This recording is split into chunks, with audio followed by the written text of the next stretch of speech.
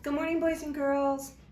Welcome to the first day of April. And since today is kind of a holiday, April Fool's Day, I thought we could read a great story called Arthur's April Fool. I hope you enjoy it.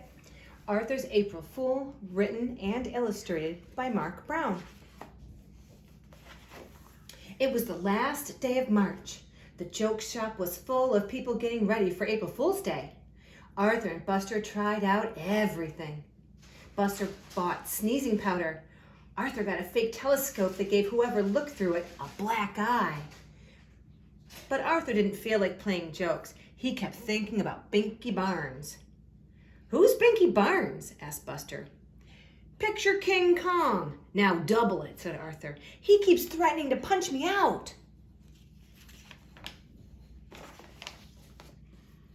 The next day, Arthur was practicing his magic tricks with Buster and Francine for the April Fool's Day assembly.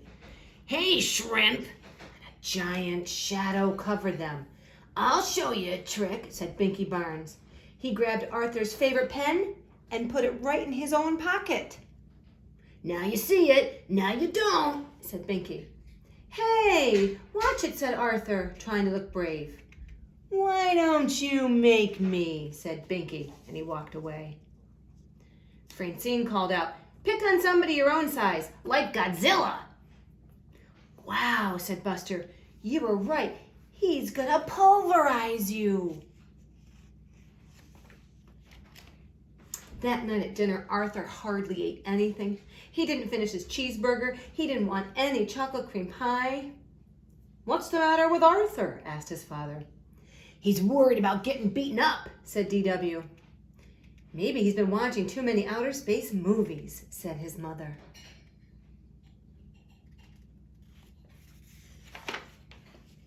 Later on, DW barged into Arthur's room. "Good night, Mr. Universe. Trying to get strong?" she said. "Haven't you ever heard of knocking?" asked Arthur. "After you get beaten up, can I have your room?" asked DW. "Beat it, DW," said Arthur. Looks like he's trying to get ready. Oh no, he's lifting weights. When Arthur finally fell asleep, he had nightmares.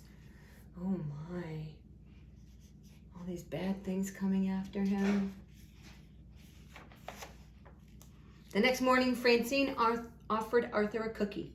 "Yuck," said Arthur. "It tastes like soap and toothpaste." "April Fools," laughed Francine.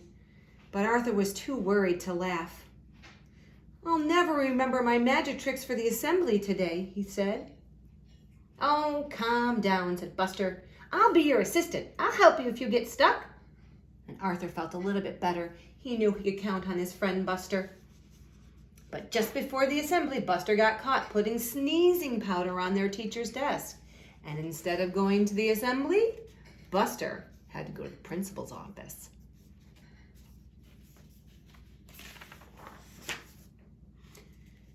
"I won't be able to do it without Buster," thought Arthur. And he walked into the school auditorium. And who was sitting in the front row? Binky Barnes. "Oh no, this is going to be even worse than he thought." Arthur worried while Mr. Ratburn read people's minds. He worried while Francine and Muffy did shadow tricks. And he worried while the chorus sang that old black magic. And finally, it was Arthur's turn.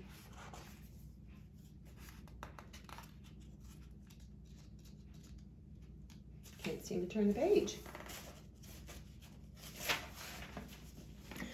"For my first trick," said Arthur, "I need a volunteer."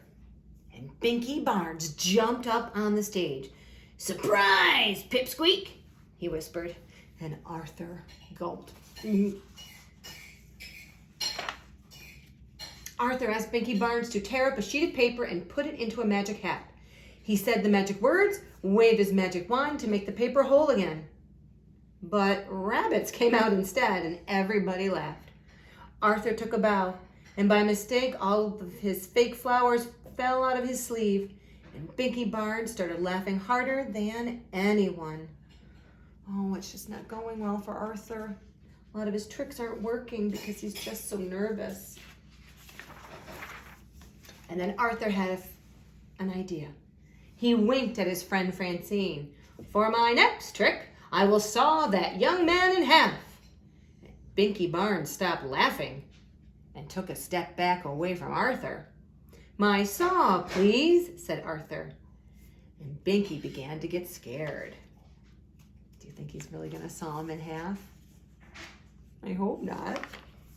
And now I need a bucket to collect the blood. And Binky screamed. He stepped back again, but this time he fell right off the stage.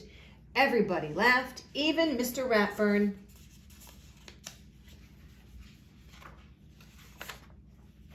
After the assembly, Arthur stopped Binky in the hall. What's the matter, Binky? You left before I could show you my best trick. No thanks, said Binky. Are you sure? It lets you see things you've never seen before, said Arthur. Really? Said Binky.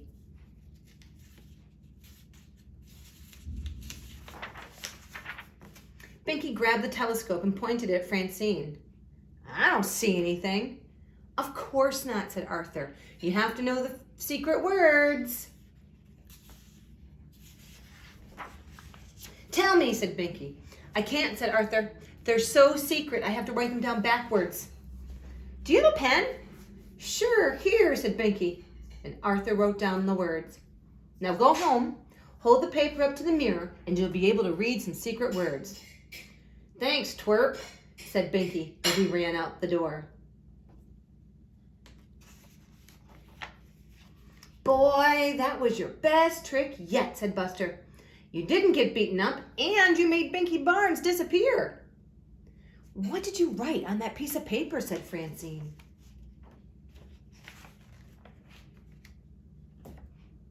And it says, April Fools.